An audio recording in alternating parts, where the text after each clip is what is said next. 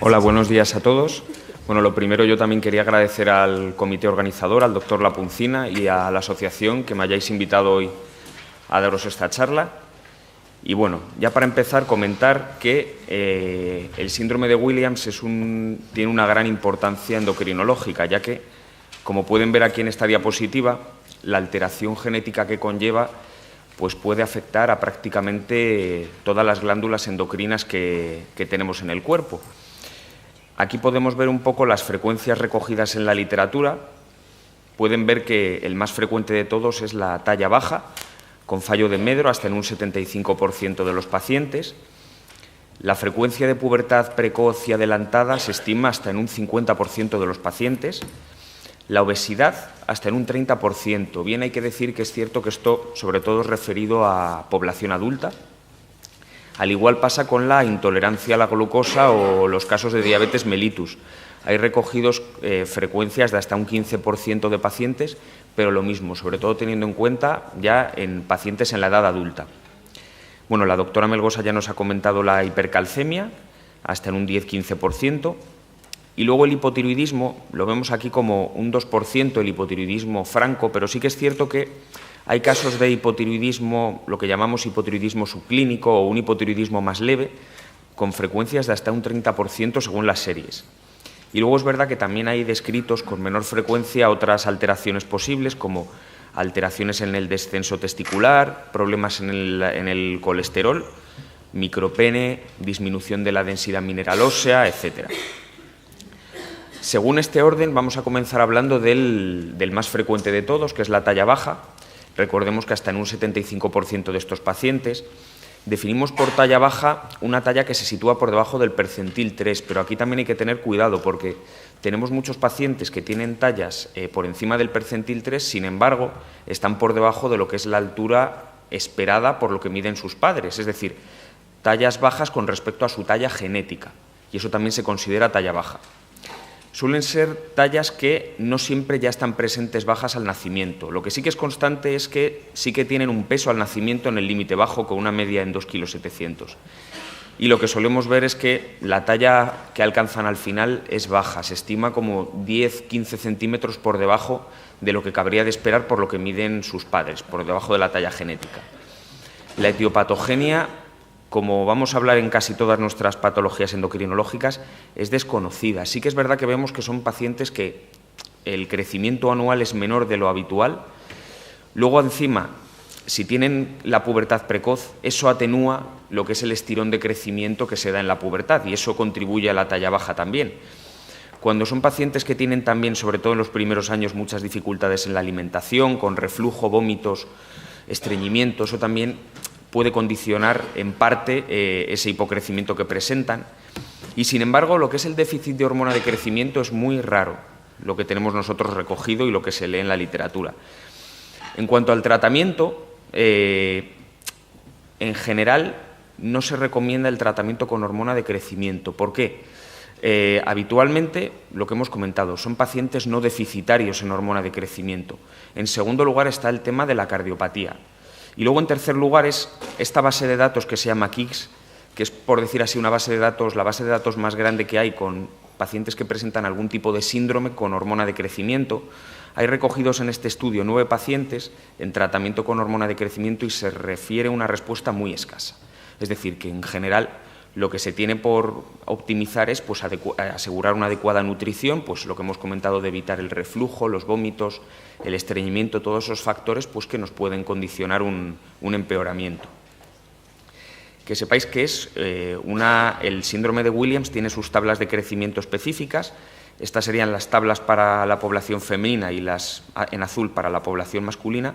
Y aquí en gris sería la población en un principio no afecta de síndrome de Williams. Entonces, como podéis ver, pues sí que las tablas se sitúan por debajo de lo que son los pacientes no afectos por el síndrome. En cuanto a la pubertad, que recordemos es el segundo en frecuencia, hasta un 50%, tenemos que decir que en prácticamente todos los pacientes es una pubertad precoz que llamamos central, es decir, originada a nivel del hipotálamo, a nivel cerebral. ¿Cómo se define, cómo podemos considerar una pubertad precoz? En el caso de las mujeres, cuando el pecho, el botón mamario, se inicia antes de los 8 años y en varones cuando los testículos empiezan a crecer por encima de 4 centímetros cúbicos antes de los 9 años. Es decir, la primera sospecha siempre es por la exploración. Nosotros ante esto siempre hacemos, lo más importante, una radiografía de muñeca. ¿Por qué? Porque si la radiografía está adelantada para su edad, eso nos está traduciendo que indirectamente por debajo hay un nivel de estrógenos o de testosterona superior a la normalidad. La confirmación es con este test que se llama de LHRH. Esta es la hormona que se produce en el hipotálamo para generar la pubertad. Entonces, si nosotros al administrar LHRH tenemos un pico de la hormona LH superior a 5, ahí tenemos el diagnóstico de pubertad precoz. Otros datos que ayudan son la ecografía en las niñas, en el que hay datos sugerentes de pubertad cuando los ovarios son mayores a 1,5 centímetros, cuando el cuerpo del útero es mayor que el cuello del útero y cuando hay más de 10 folículos ováricos o alguno de los folículos sobrepasa el centímetro. Y luego, aunque en estos casos es una pubertad precoz genética, siempre hacemos una resonancia por quedarnos tranquilos que no hay ningún tipo de lesión cerebral que haya producido la pubertad. El tratamiento siempre, si es un caso de pubertad precoz central, solemos frenar con estos que se llaman análogos del LHRH, la triptorelina. ¿Por qué solemos frenar en las pubertades precoces en el síndrome de Williams? En primer lugar, porque lo que hemos comentado, contribuye a la talla baja de estos pacientes, porque acortamos, al tener la pubertad precoz, el pico de crecimiento puberal. Y en segundo lugar, porque hay estudios que en un principio demuestran que estas niñas afectas, sobre todo, tienen la menarquia, la primera menstruación, 1 o 2 años antes que sus coetáneas. Y eso en un principio también psicológicamente es importante para ellas.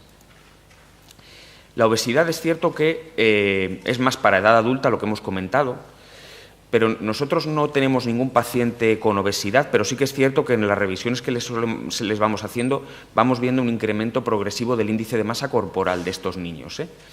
Se define obesidad por el índice de masa corporal, que es lo que nos da relación al exceso de grasa del cuerpo. Y es una fórmula que divide el peso en kilos entre la talla en centímetros cuadrados. Pues se define obesidad cuando el índice de masa corporal está por encima del percentil 95 y sobrepeso cuando se sitúan entre un percentil 85 y un percentil 95.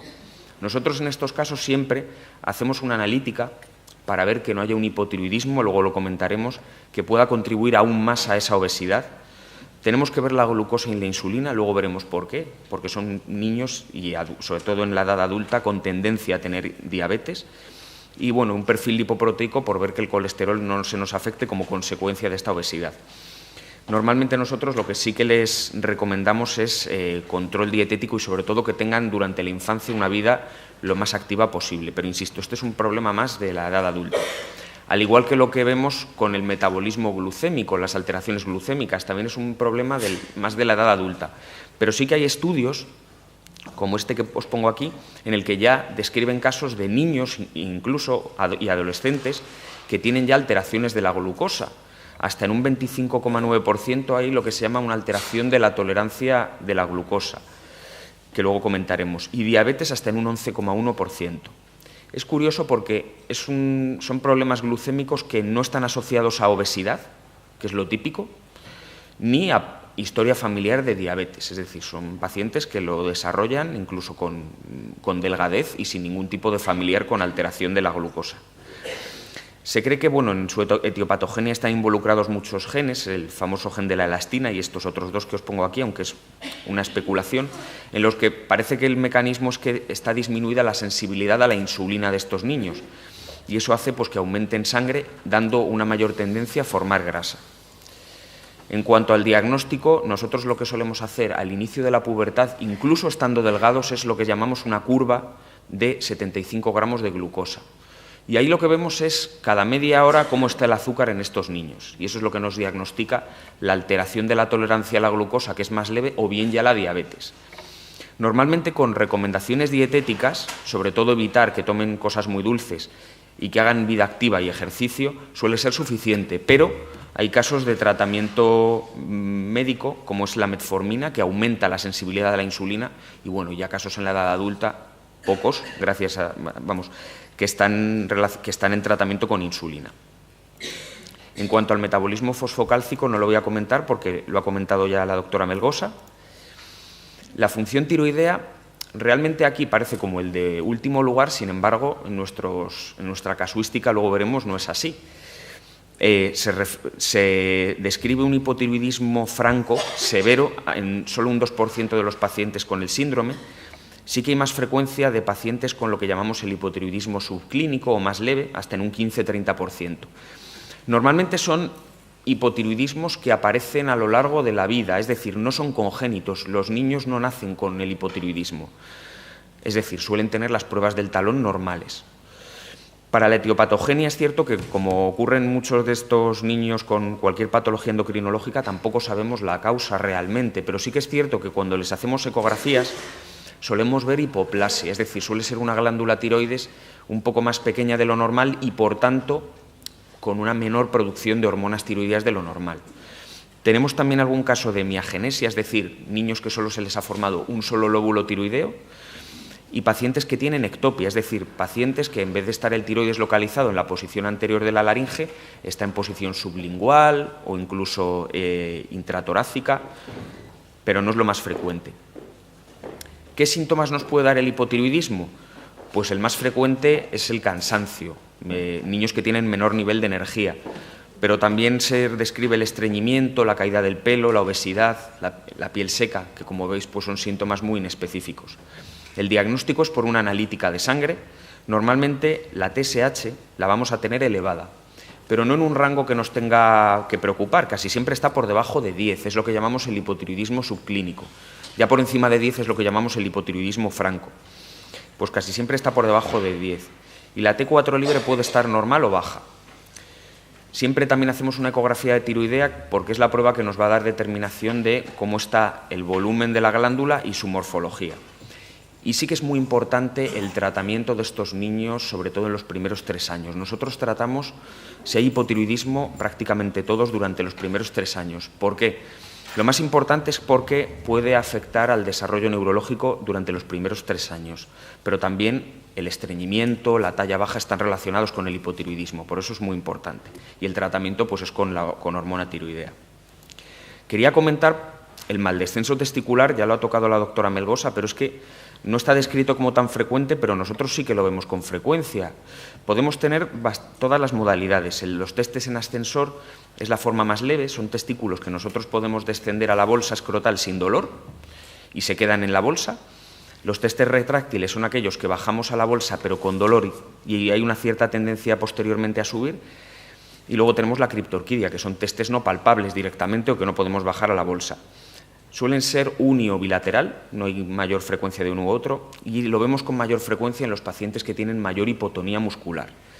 El tratamiento es quirúrgico, normalmente a partir de los 12 meses, aunque es recomendable antes de los 2 años, para lograr una mayor madurez del testículo.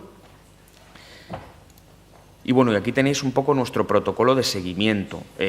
No os quiero aburrir con ello, pero bueno, aquí recogemos un poco pues, con la frecuencia en la que nosotros les hacemos los controles de crecimiento, de función tiroidea.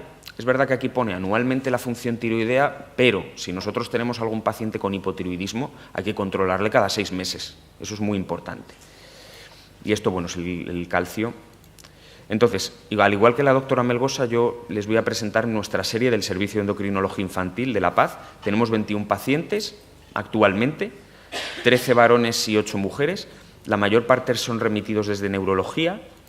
Y en un principio también confirmamos la talla baja como lo más frecuentemente observado. Hasta un 35% de estos niños tienen talla por debajo del percentil 3, pero veis que aquí hay otro 35% con talla entre un percentil 3 y un percentil 10, es decir, casi un 70% tiene una talla en el límite bajo. La media se sitúa en un percentil 20. Tenemos 3 casos de pubertad precoz. Es verdad que es un estudio reciente, es decir, tenemos pacientes todavía muy pequeños y no sabemos todavía si van a desarrollar una pubertad precoz, pero bueno, eso está ahí. Un 38% de hipotiroidismo y 2 casos de hipoplasia. Tenemos mal descenso testicular en el 30% de los varones y luego comentar tan solo que hay un caso de micropene, ¿vale?, que no es lo más frecuente. Y no tenemos ningún caso de obesidad ni ningún caso tampoco de alteraciones de la glucemia actualmente en nuestra serie. Entonces, como conclusiones, decir que pues, las endocrinopatías son frecuentes en estos pacientes con síndrome de Williams. La fisiopatología, la causa, todavía es muy desconocida, y lo que a mí como profesional me llama la atención es la gran heterogeneidad que tenemos en estos niños. Tenemos niños con talla alta incluso, y luego niños con talla muy baja, muy patológica. Tenemos casos con función tiroidea normal y casos con hipotiroidismos muy francos. Entonces, bueno, el tratamiento viene un poco encaminado a aliviar los síntomas y prevenir pues, las complicaciones que puedan aparecer. Y eso es todo. Muchas gracias.